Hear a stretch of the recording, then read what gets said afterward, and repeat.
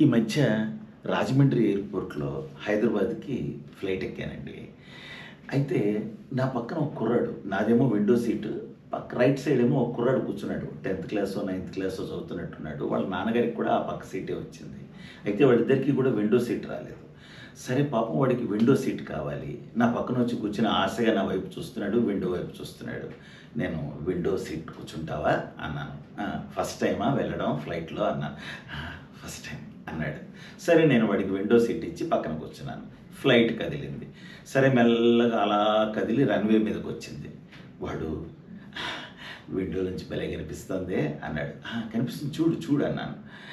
కొంచెంసేపు అయ్యాక చూసారా అంకుల్, చూసారా అంకుల్, మనుషులు చీమల్లా కనిపిస్తున్నారే, మనుషులు చీమల్లా కనిపిస్తున్నారే అన్నాడు. మనుషులు చీమల్లా కనిపిస్తున్నారా ఏరి అని చూసి అవి చీమలే, ఇంకా ఫ్లైట్ టేక్ ఆఫ్ అవ్వలేదు, అది చీమలే అన్నాను.